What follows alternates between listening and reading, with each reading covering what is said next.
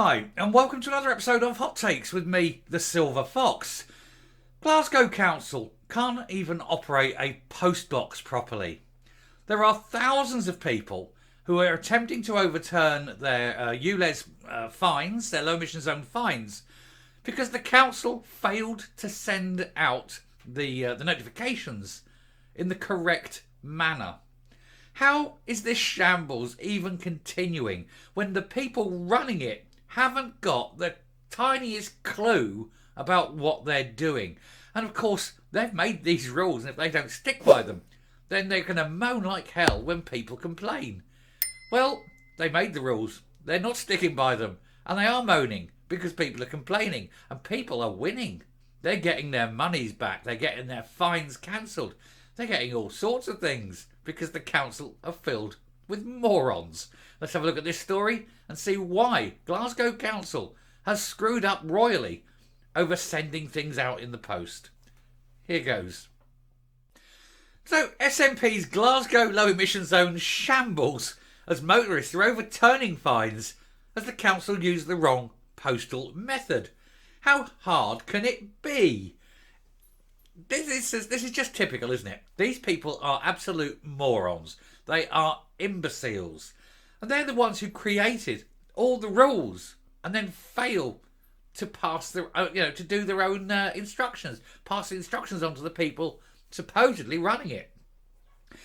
Dozens of motorists who allegedly flouted low emission zone rules in Glasgow managed to get their fines repealed, as the SNP-led authority did not send them out using recorded or registered post, as they are supposed to. And so they cannot prove that the people received them, because proof of postage is not proof of receivership. And it is absolutely delicious. And it means that everyone else can now use this method. If it isn't registered post or recorded delivery, you didn't get it. SNP-led Glasgow City Council has been left red-faced after a postal error meant that dozens of motorists got their low emission zone fines cancelled. The latest shambles will spark confidence fears in the environmental policy, which is not an environmental policy, it is a tax on the poor, will be introduced in 3 other major cities next summer, and they too will also be a tax on the poor, nothing to do with the environment. A tribunal ruled that 38 drivers will not have to pay their penalty charge after the shambolic local authority made a procedural error. Now, of course, all you've got to do now is if all those thousands upon thousands of people who've received them, if they didn't receive registered, they can now go back, cite this tribunal and say, I want my fine rescinded. Because the tribunal has found that if it wasn't sent out properly, that it wasn't deemed to have been sent. It's illegal, and therefore, get your money back. The Transport Appeal Tribunal for Scotland said that they could not be enforced as they were not served using recorded or registered post. So, time to cash in, boys.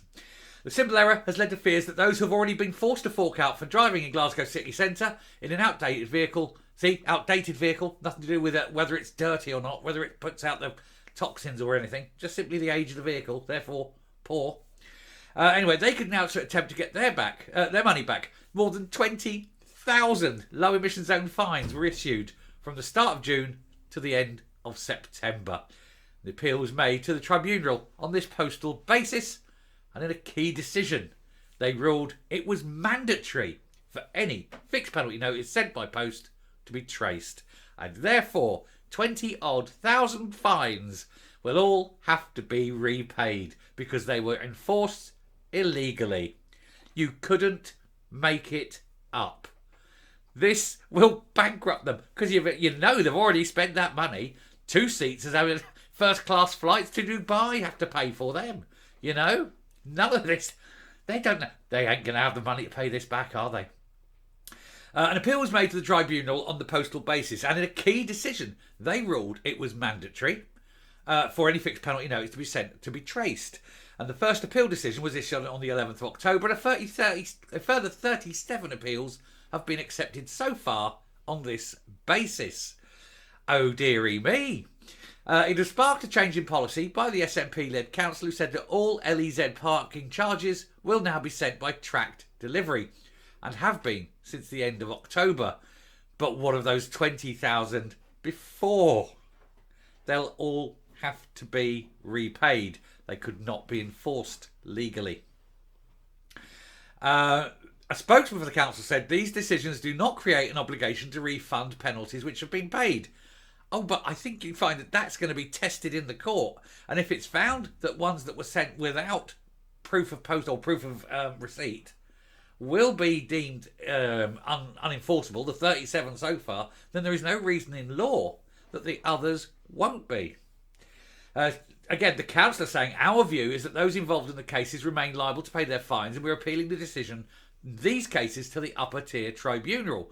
Well, let's suck it and see, because if the upper tier hold it on and say, yes, no, unless it's been sent by recorded delivery, it's unenforceable, then all of those that have been sent are unenforceable.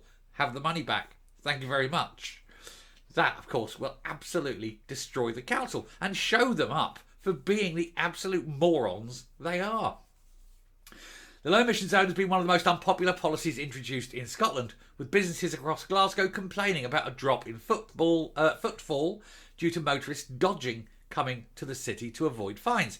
The trouble is, as I say, it's not even anything for the environment, because you can drive the most polluting car that's available to buy, but so long as it's new, that's fine. An older, cleaner car, however, is not allowed in. It's nothing to do with the environment. And indeed, ever since they brought this in, air quality in Glasgow has actually got worse because they've put more buses into the area. And of course, it's buses that are the big polluters, not cars. So, hey, it's all to do, of course, with money. So far, the authority has made nearly £500,000 from penalty charges and is also owed an outstanding $830,000. The number of fines currently unpaid for penalties issued from June to September is 7,213. More than 20,000 penalties have been issued since June the 1st, which includes 27 on vehicles owned and operated by the council, which have to be paid for by the drivers. A total of 80 drivers have been forced to pay the maximum £960 fine, which is imposed when the same vehicle is penalised for the 5th time. So those drivers themselves have to find that near £1,000. I tell you what, you're going to have a very, very difficult time getting drivers to work for the council. Similar schemes are set to be introduced in Edinburgh, Aberdeen and Dundee next year, with a protest being held in the capital on Saturday about this. All you need to do is point to the fact that Edinburgh, for example, has air quality of 6. Anything below 50 is deemed to be clean.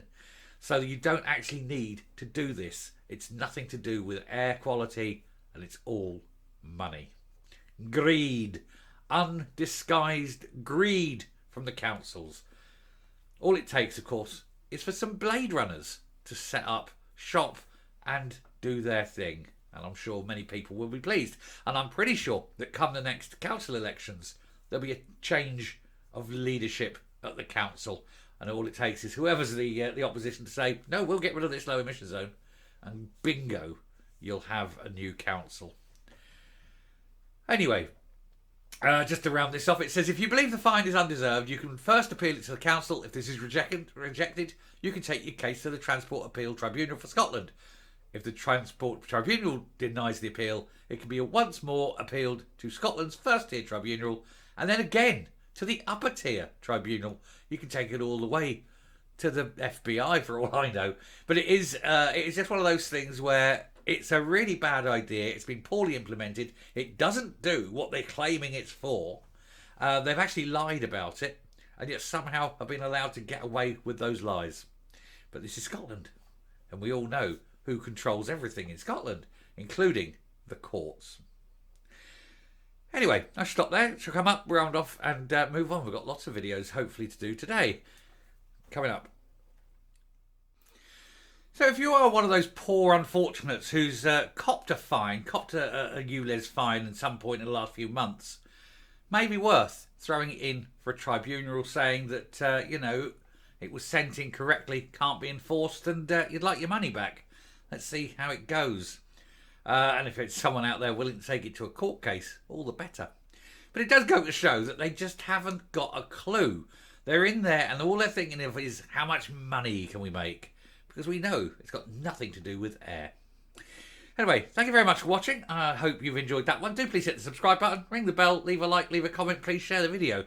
Until next time, stay safe, stay well, and I will speak to you later. Bye.